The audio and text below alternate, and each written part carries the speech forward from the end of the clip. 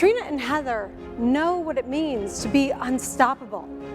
From humble beginnings, they followed these core principles to unimaginable success. The problem at hand? Medical scrubs. They're baggy and they fit horribly. They even advertise your size in big, bold letters for all the world to see. The duo didn't wait for the silver platter. They didn't wait for venture capital or a perfect game plan or feasibility studies. Their new business, a company called Figs, was born. Figs scrubs were a total departure from the norm. Trina and Heather, they kept on keeping on. The result? Less than 6 years after selling prototypes from the trunk of their car, Trina and Heather led the company through an IPO on the New York Stock Exchange. And at the end of opening day, the company was valued at $6.8 billion.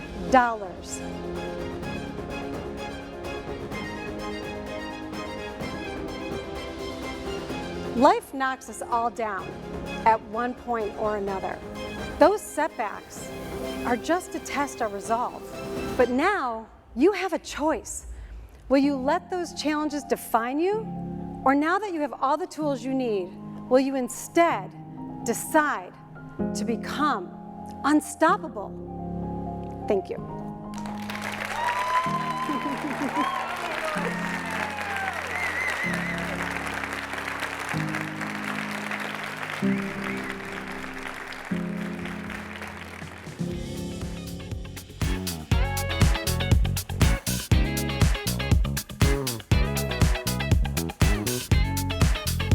Hey everybody, welcome back to The Hunt. We are again live at Loft 100 Studios in sunny Southern California. Thanks for joining us and sticking with us. I am thrilled to mention our next guest here today. Her name is Cindy Saadeh. She is the owner and co-founder and president of a business called Wine Nook. So welcome to the show, Cindy. Hi, thank you. Thanks for having me on. Oh my goodness, my pleasure. Thanks for joining us. So you're joining us via Zoom from North Carolina. Tennessee, actually. Tennessee, okay, fantastic. Yes. Same neck of the woods. Yes, Yeah. I'm originally from North Carolina, so that's maybe where you got that. Yeah, that's exactly what I thought, because you went to a great school out there, UNC Chapel Hill, right? Yes, ma'am. Yeah, amazing. So, well, again, welcome to the show. We're excited to talk to you today. We've been talking, throughout the show just about taking responsibility and taking action for the things that we want in our own lives, and you are such a great testimony to that and demonstrated that. So, let's dive right in for the audience. So, just what is the Wine Nook? Let's explain to the viewers. Okay. Yeah, so it's a dispenser that was created originally for box wine. I have a gallery here in East Tennessee, and we have about 80 local artists. And we've been open since 2010, and we've been having events for local and regional artists once a month. We'd have an opening for them on the first Thursday of every month. And as these events grew, I was looking for a way to serve wine more economically, and I had never tried box wine, and I thought I'd give it a try, and I did, and I found some I liked, but I didn't have anything to put it in, so I didn't want the cardboard container sitting on the counter. So my gallery manager is a woodworker, and I took the idea to him and asked him to design one for me, and we went through several prototypes and to get everything that we wanted. That would be practical and also look great sitting on the counter. And the Wine Nook was born after that. And we've kind of grown from just serving box wine. We now include a 3-liter bag that can be used for any beverage that you want, house cocktail, sangria, lemonade, whatever you want. So that's kind of where it started. And we just are growing from there. It's such a great idea, and I usually find the best ideas really just stem from just like the simplest gap, right? So you were obviously, you were hosting events, you wanted something more elegant, more classy, if you will, than the traditional boxed wine, and it does have a stigma attached to it, but I think through better marketing and people have gotten more used to the boxed wine concept, I think, from in the past, so that's Definitely. changing, but for sure. So you basically, you know, and what I think good business people do, you find a need and you fill it. And that's essentially what you did. Yeah. That's kind of what we did. And, you know, we've seen something happen. We started this before COVID, but what we saw during COVID was box wine sales jumped about 77%. And that was because people didn't want to go to the grocery stores often. They wanted to just stock up. So they tried box wine for the first time.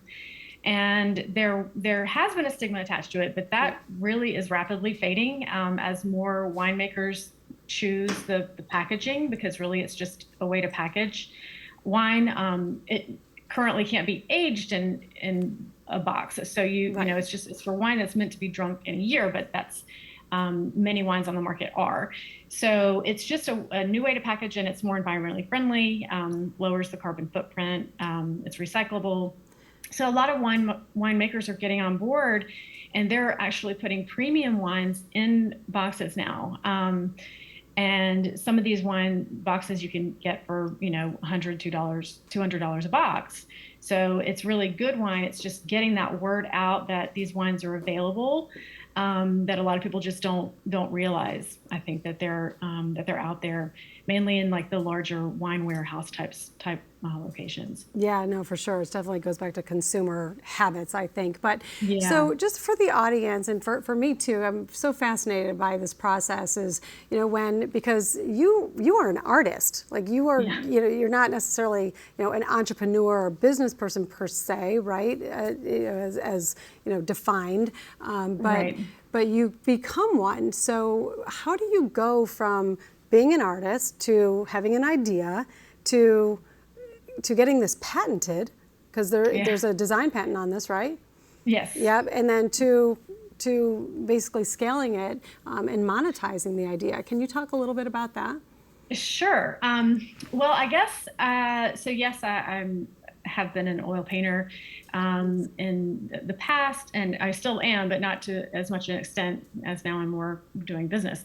But I guess I got my feet wet. I've had an entrepreneurial spirit, I think ever since I was small.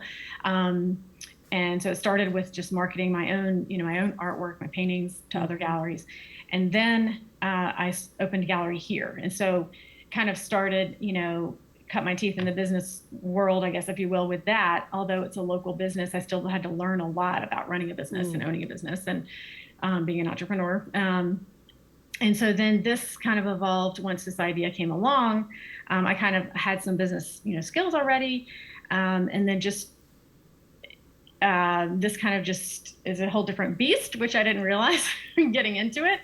But just having the idea and realizing, you know, we live in a small town of about 50,000 people. And so we started selling them here locally, and they went over really well. And so we decided if they can go over well here, then, you know, we should take this nationally. So in about 2017 is when we took it to the Atlanta. We've been selling for a couple years.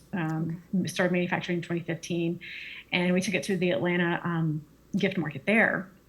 And that opened up the whole kind of, you know, nationwide wholesale market, and then which has led to just some other, you know, retail outlets, and just kind of growing it little by little and learning a lot along the way. I was going to say, you start out local with a global kind of picture in mind or strategy in mind, and then just step by step, e-commerce, retail, you know, different boutiques or outlets, I guess you could say, brick and mortar, right?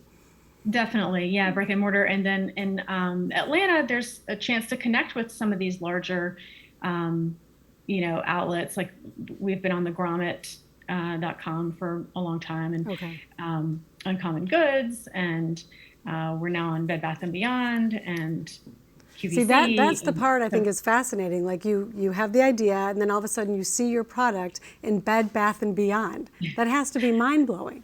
It's pretty amazing. We're not in shop yet, but we're on their website, so that's a big step. That's huge. Yeah, so it's been interesting, you know, and it's just kind of grown. It's been a very organic process, which has been nice because we may have been, you know, thought we were ready to be in Bed Bath & Beyond 3 years ago, but we weren't. So the timing has just actually worked out as best as it could. Yeah, that's amazing. And where can people, so winenook.com is the main source for Wine Nook? Yeah, that's our website. We do sell on Amazon. We sell, like I said, on QVC, The Grommet, Verishop, Home Roots. We have several other, you know, outlets, but winenook.com is our website, and you can see a lot more about the Wine Nook on our website. And we do have blogs about we do wine tastings. Cindy, stay right there. I want to dive into that with you, but we're going to go on a quick segment break, but we'll be right back. So you're watching The Hunt with Cindy Saadeh of the Wine Nook. We'll be right back. Stay with us.